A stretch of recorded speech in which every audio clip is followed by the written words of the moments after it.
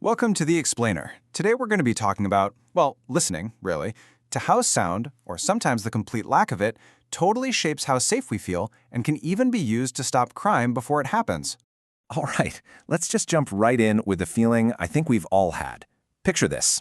You're walking through a parking garage, it's late, nobody's around, and it is dead quiet. Why does that total, absolute silence just send a shiver right down your spine? Well, it's because our brains are basically running a very old survival program. No sound means no people, and no people in a public place often means no witnesses, no help, no safety. Silence isn't just empty space, it's a void, and our anxieties just love to rush in and fill it. And that feeling leads us straight into this really cool field called crime prevention through environmental design, or CPTED for short. The whole idea is actually pretty simple but so powerful. We can literally design our world, everything from the lights to the landscaping and yes to the sounds, in ways that just naturally make crime less likely to happen. Okay, so if dead silence is the problem, the most basic solution is, well, the opposite. It's the sound of people, the sound of life. This is where we get into this idea of natural surveillance, and it has nothing to do with cameras. It's all about our own eyes and ears. And what I love about this slide is how it shows you exactly what that means. You know, the sound of people chatting at a cafe, footsteps on the sidewalk, kids playing in a park. That's not just background noise. Every single one of those sounds is a signal, a little ping that says, hey, people are here. This place is alive. So really, it all boils down to this very simple equation you see here. When a place is active and full of people who are aware, you get a safer community. All those human sounds make a potential criminal feel seen. They chip away at their anonymity. It's basically safety in numbers, but translated into sound. But what happens when we shift gears from just natural sounds to sounds that are put there on purpose? I mean, if the general hum of a crowd makes us feel safe, can we actually use specific, curated sounds to influence who hangs out in a space and what they do there? And the answer to that is a resounding yes. It turns out you can completely change the vibe of a place just by changing the playlist. There was this one study where they played classical music near a streetlight in a high-crime neighborhood, and guess what? The number of people just loitering around dropped a lot. This whole strategy even has a nickname. They call it the Manilo method, and it's a perfect example of a core CPTED idea called territorial reinforcement. The thinking is, you play music, say classical or opera or Barry Manilow, that a certain group, like teenagers hanging out, probably won't like. It's a sonic way of saying, hey, this place isn't for you. But there is a line here, a really important one. On one side, you've got these music deterrents that are all about, personal taste. On the other side, you have things like the mosquito, a device that blasts out this super high frequency tone that is literally painful for most people under 25. See the difference? One's about preference, the other is about causing actual physical pain. And that brings us to a super critical distinction. It's the moment a deterrent stops sending a message and starts acting like a weapon. It's when you cross over from psychological influence to, frankly, physiological assault. Now, before we get to full-on weapons, there's a kind of middle step. Just talking to people. Systems like live audio voice down let a security guard who could be miles away see an intruder and just talk to them through a loudspeaker. And a lot of the time, just the shock of hearing a voice call you out is enough to make someone run.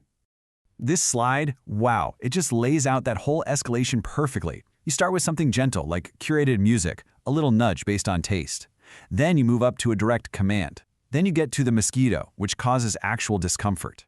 And way at the top, you have things like the LRED, the long-range acoustic device, which is basically a sonic cannon used for crowd control. And here is the absolute key takeaway.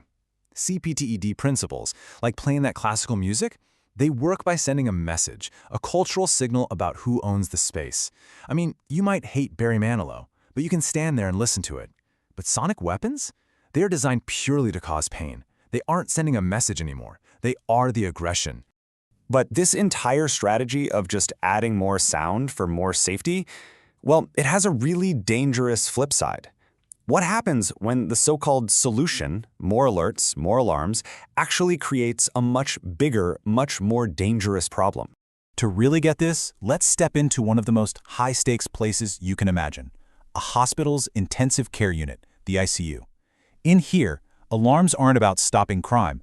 They are supposed to be about saving lives. Just try to wrap your head around this number. In some ICUs, a single patient's monitors can trigger an average of 45 alarms every single hour. Now multiply that by all the other patients. It's just a constant, overwhelming wall of noise. And here is the truly wild part. Some studies have found that up to 99% of those alarms are false positives or are clinically meaningless. They go off, but they don't actually signal a real problem that needs action. All that noise leads to something terrifyingly dangerous called alarm fatigue.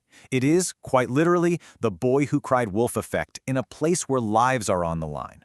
When staff are just bombarded with meaningless beeps and buzzes, they start to tune them out, and they might react slower, or not at all, when a real alarm, a real emergency, finally happens. And this isn't just an annoyance. All that noise has serious health consequences for everyone. It's been shown to spike stress hormones, it disrupts patient sleep, which is so vital for healing, it wrecks concentration, and ultimately, it leads to a higher risk of medical mistakes. So, okay, total silence is dangerous, but a total cacophony of alarms is also dangerous. So what's the answer? It turns out the solution isn't about volume at all. It's about intelligence. We have to stop just making more noise and start providing useful information. The big idea is to start creating a soundscape. That means we have to consciously design the entire acoustic world around us and think of sound as this incredible resource. Every sound should have a clear purpose, something that adds to our safety or well-being or understanding, not just something that adds to the chaos. And this is where things are headed. We're seeing concepts like the silent ICU. The idea is you use smart systems, so instead of a machine screaming at the bedside, the alarm is silenced right there. Then, the system figures out what the alarm means and sends a specific, actionable alert directly to the right nurse or doctor's phone. It cuts through the noise to deliver just the important signal. And that brings us to our final and maybe most important question. From the music playing in a public park to the alarms in a hospital room, sound is an unbelievably powerful tool for communication and for control. So as we continue to design the soundscapes of our future cities and our lives, we have to ask ourselves, who gets to decide what we hear? Who's holding the remote? And what does that mean for all of us?